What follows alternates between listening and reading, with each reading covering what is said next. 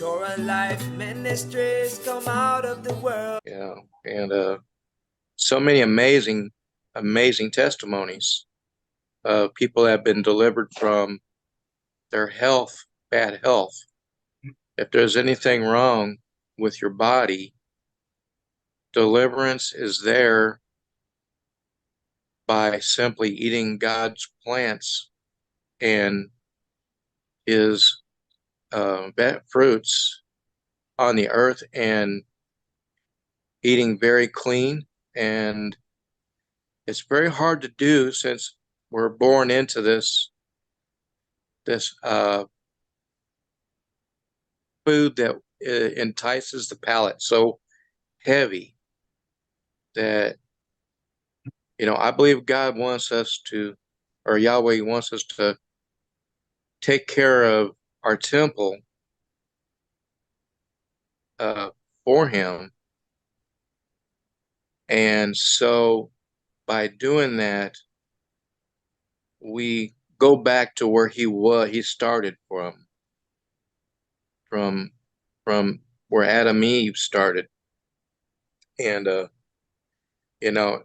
if we've been redeemed, then we can also look at the fact that, okay, we can, even though we have the ability to eat anything we want to, and it's not sin to eat meat, it's just a fact of there's a time and a place to go for higher ground and try to get to that clean place where the fruits and vegetables and uh, uh, to clean our bodies up and clean the colon up and purge out all the toxins that man has put into the animals. And we ate the animals from man's ideas to make more money and to get great gain, and like giant chickens and big hogs and big cattle and everything they can do to make the crops grow even better with the special toxic chemicals that they put on to protect it, to make a perfect plant to get to the grocery store. and and that is what we're in, the soft kill right now. It's called soft kill. And we all laugh at the fact that, oh, it's not harming our bodies because I don't feel anything. But yes, Yahweh has given us insight to walk accordingly. I mean, why did we leave off from the garden? Why? I mean, and being raised up like this and then having to do a 180. So uh, that's where we're all at, and no matter what, I mean, it's we're facing the big industrial complex in our food and all around the world. Yep. Brother Paul got his hand up. He might want to comment on something. I'm listening to this and I'm like, right on, somebody's got this, but this is so important to understand, Brother Bob, you got it. And it's amazing to me that people don't get it and understand that, we weren't designed a certain way. Like if you believe in creation, okay, so if you believe in creation and we have a creator and he created us, but he created us a certain way. He didn't create us to like be able to digest bowling balls. He didn't create us to go out and pick up some rocks from the ground and eat them. He created us a certain way. So Tom's a mechanic. He understands the way cars are created. He knows how to fix a car because it was created a certain way. If you put something in the car like I don't know, the wrong gas in the car, it's not going to work. It's going to make it be bad. The car was created a certain way, and there's a book in the glove compartment that says this is the way the car was created, and this is how you treat it if you want it to work properly and last a long time. Well, our Creator gave us a book also. He gave us the Bible, and He said, this is how you created if you want it to work. Now keep this in mind, though. I know Tom knows a lot of quick fixes for the car. If something goes wrong, a quick fix. But that's a quick fix. That's not the ultimate answer. A quick fix that's what it's supposed to be, a quick fix. And, from what I see, and I don't expect you all to agree with what I see, but from what I see with Scripture, when He said man could eat meat, it was a quick fix. He didn't change the way we were designed to now we could digest meat properly and eat meat properly. And the same thing with processed food. But hearing this, some of you might be, okay, that makes sense. But still, anyone that's listening to what I'm saying, anyone that's reading the Bible and sees this way, how could you knowingly still go and pick up a candy bar? How could you knowingly go eat a can of Coca-Cola, drink a can of Coca-Cola? How can you knowingly go and smoke a cigarette? We're just, our bodies is not designed, but just because we can get away with doing it, you say, hey, that might work. So you might be chewing some gum, you get a flat tire, you might just stick that gum in the flat tire and say, hey, seems like it stopped the air from coming out. Well, guess what? That's temporary quick fix. That's not going to last a long time. And eating processed food and junk food, and the biggest processed junk food out there in the world is animals. And like his brother said, it's not a sin. It's just not the way we're designed. And when you understand the body and the way it works, and how we were born with fingers to pick fruit off trees and not claws to rip open our flesh, and our stomach and the intestinal and how big it is and how long it is. Just because you've gotten away with doing it doesn't mean it's ideal for you.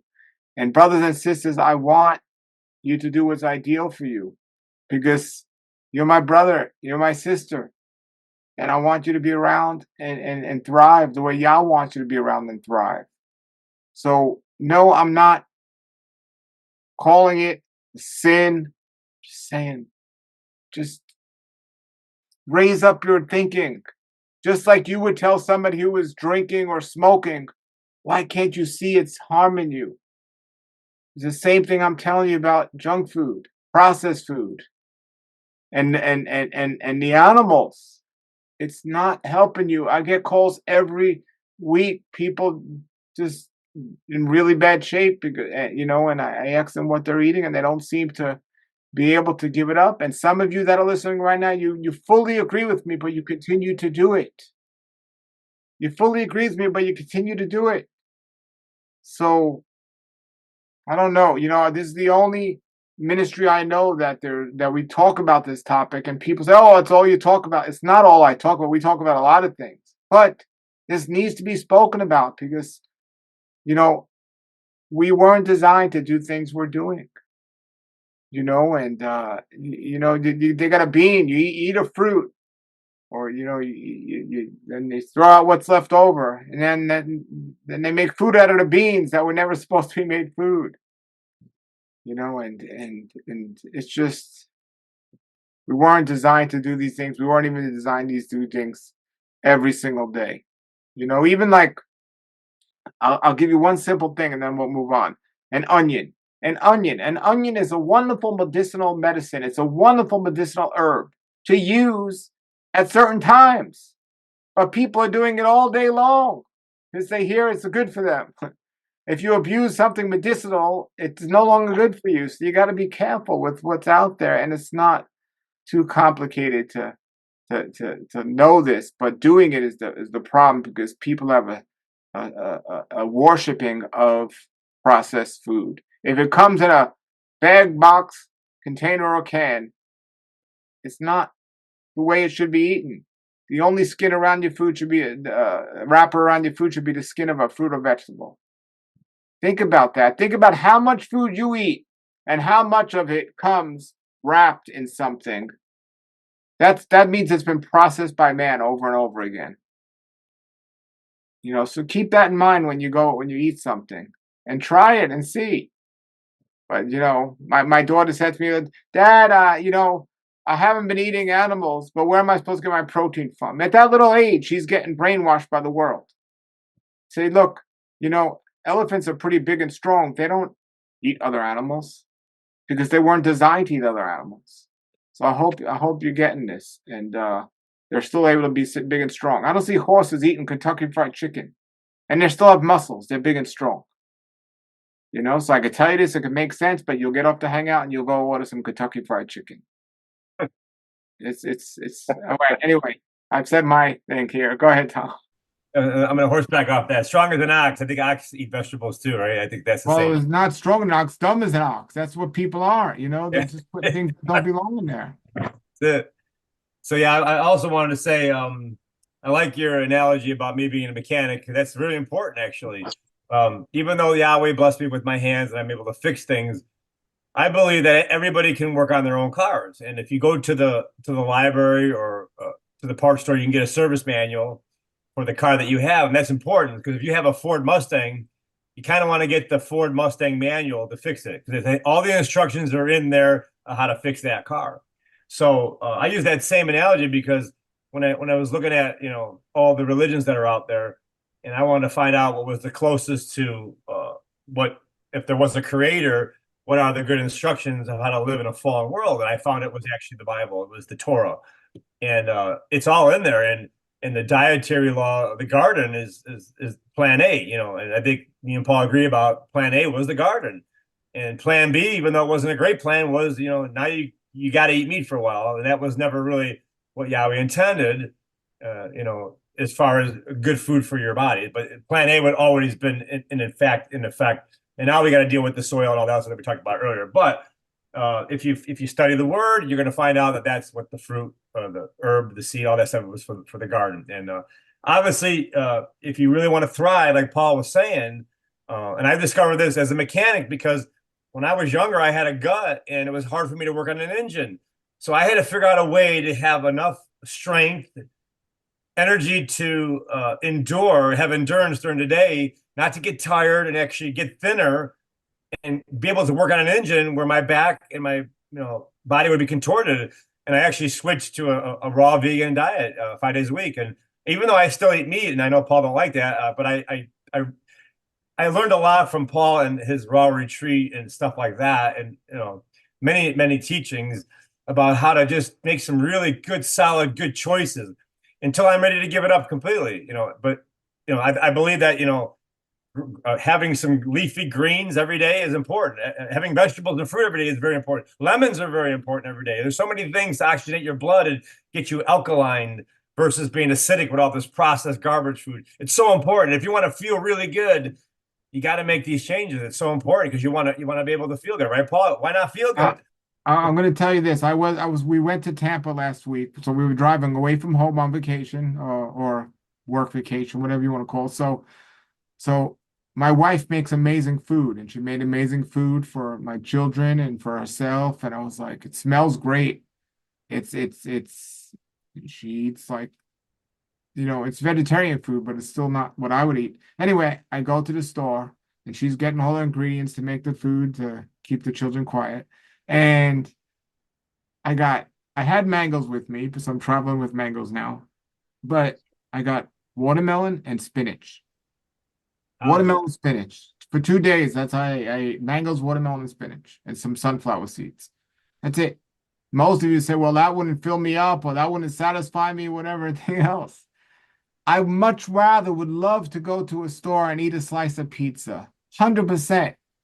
But I know how I will feel after eating that.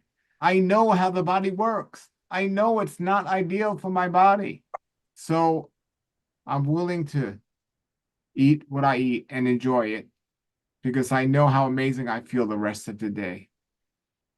And that's it. And I tell people, if you feel great doing what you're doing and everything else, there's no reason to stop it. But most people doesn't even know what feeling great is because of what they're doing. So, some people call it extreme. It's, they call the scriptures extreme, right? Yah said, this is your temple, build it up. And if you're too sick to go out there or get on here to talk about the scriptures, who are we to blame? Y'all told us what to eat, and it's not difficult to get. Somebody said it has to be expensive. Watermelon and bananas and spinach are not expensive, even organic, if you can find organic. It's not expensive. If you'd like some more videos about Bible topics, please subscribe to this page and check out the other videos I've posted. We also do live prayer every morning, and we have live fellowship every Friday evening. Thank you.